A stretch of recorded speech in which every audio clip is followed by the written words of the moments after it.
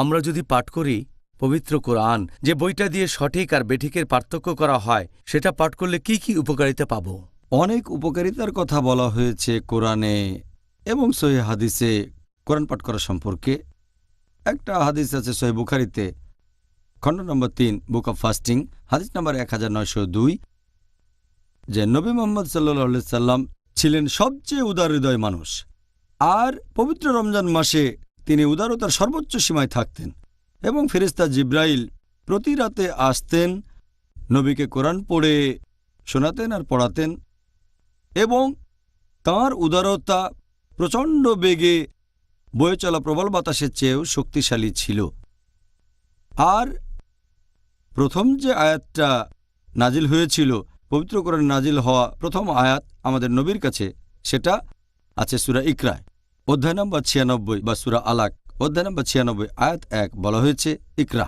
আর ফেরেশতা জিব্রাইল যখন কোরআনের এই প্রথম শব্দটা বলেছিলেন নবীর কাছে, তিনি তখন ছিলেন হেরা গুহায়, জাবলে নূর।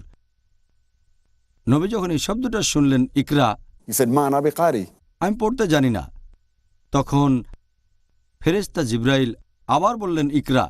নবী আবার বললেন আমি তো পড়তে জানি না। ফেরেশতা জিব্রাইল তখন আবারও বললেন ইকরা। নবী তখন বুঝতে পারলেন যে ইকরার আরেকটা মানে হচ্ছে পাঠ করা, আবৃত্তি। একটা অর্থ পড়া, আরেকটা হচ্ছে পাঠ করা বা আবৃত্তি করা। নবী তখন বললেন ইকরা, পড়ো, পাঠ করো তোমার প্রতিপালকের নামে, যিনি সৃষ্টি করেছেন, যিনি মানুষকে সৃষ্টি করেছেন জোকের মতো ঝুলে থাকা বস্তু থেকে। তাহলে পাঠ করা গুরুত্বপূর্ণ, তবে প্রতিপালকের নামে পাঠ করা আরও বেশি গুরুত্বপূর্ণ। আর এই পবিত্র কিতাব পাঠ করলে অনেক উপকারিতা আছে।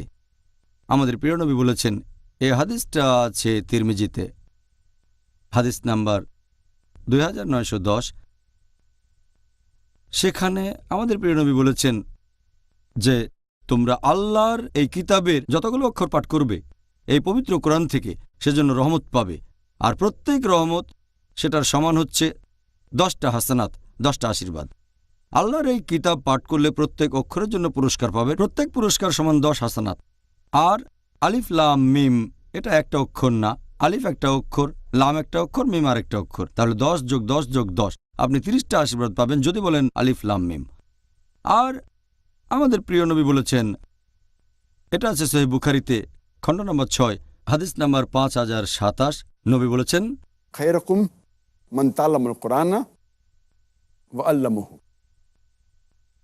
তোমাদের মধ্যে সবচেয়ে সেরা হলো সে যে কোরআন পাঠ করে আর অন্যদের শেখায়, যে নিজে কোরআন শেখে আর অন্যকে শেখায়। তার মানে কোরআন শেখা এবং অন্যকে শেখানো দুটোই যথেষ্ট গুরুত্বপূর্ণ। আমাদের প্রিয় নবী মুহাম্মদ সাল্লাল্লাহু আলাইহি ওয়াসাল্লাম বলেছেন, এটা আছে সহিহ মুসলিমে, খণ্ড নম্বর 2, বুক অব সালাহ, হাদিস নাম্বার 1757, যে পবিত্র কোরআন পাঠ করলে সেটা সেই লোকের মধ্যস্থতাকারী হিসেবে রোজ কিয়ামতের দিন কাজ করবে। কোরআন আপনার মধ্যস্থতাকারী হবে রোজ কিয়ামতের দিনে, শেষ বিচারের দিনে। এছাড়া আরও একটা সহিহ হাদিস আছে মুসনাদ আহমদে, খণ্ড নম্বর 2, হাদিস নম্বর 6625। বলা হয়েছে যে রোজা এবং কোরআন মধ্যস্থতাকারী হিসেবে কাজ করবে রোজ কিয়ামতের দিনে, শেষ বিচারের দিনে।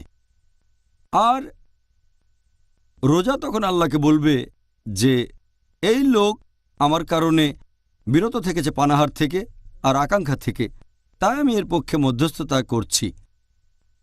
আর কোরআন তখন বলবে যে এই লোক আমার জন্য নিদ্রা ত্যাগ করেছে, তাই আমি এর পক্ষে মধ্যস্থতা করব শেষ বিচারের দিনে।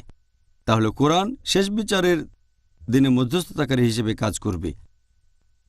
পবিত্র কোরআনে সূরা আবাসা, অধ্যায় নম্বর 80, আয়াত 34 থেকে 37 বলা হয়েছে যে সেই দিন, রোজ কিয়ামতের দিন, তার মানে শেষ বিচারের দিনে, সেই দিন মানুষ পলায়ন করবে তার ভাই হতে।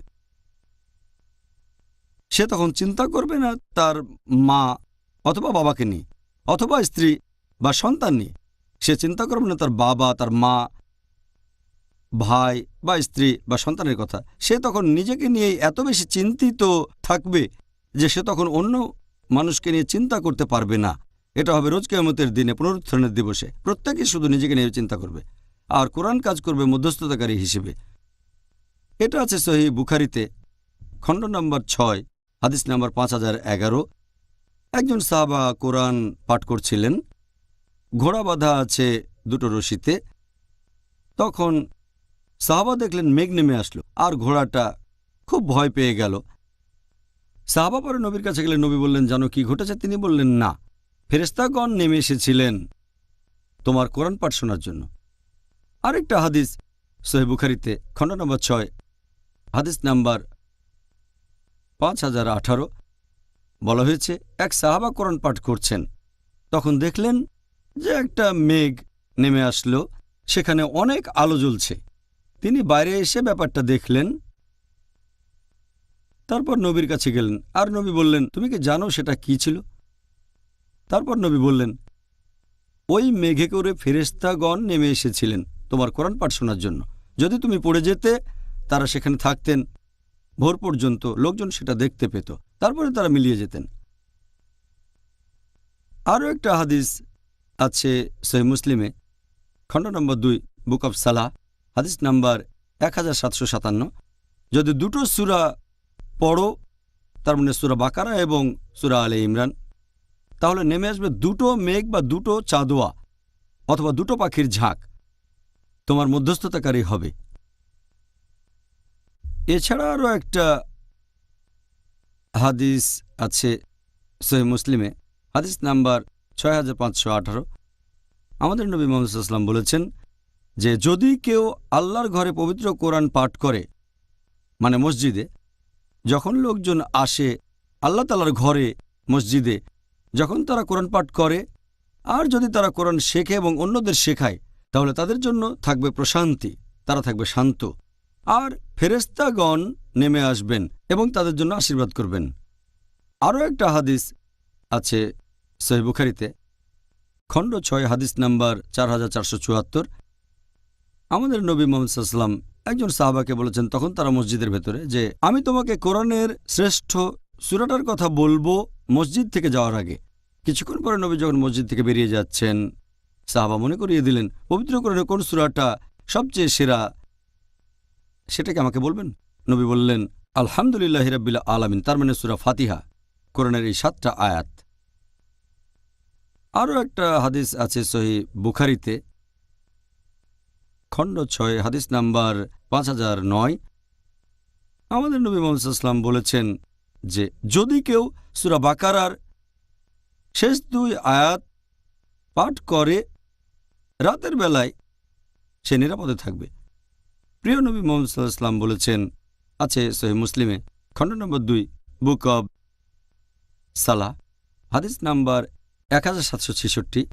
নবী বলেছেন, যদি কেউ সূরা কাহফের প্রথম 10টা আয়াত মুখস্থ করে, সে তাহলে দাজ্জাল থেকে নিরাপদে থাকবে।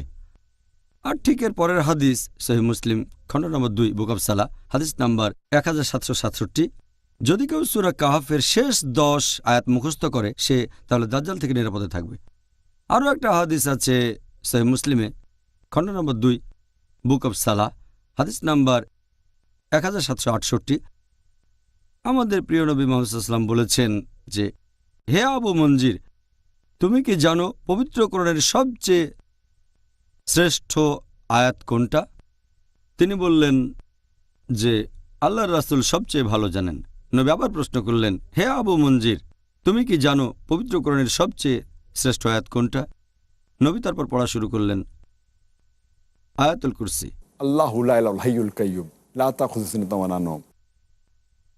তারপর নবী বললেন, কোরআনের জ্ঞান নিয়ে তুমি আরও তৃপ্তিকর হবে।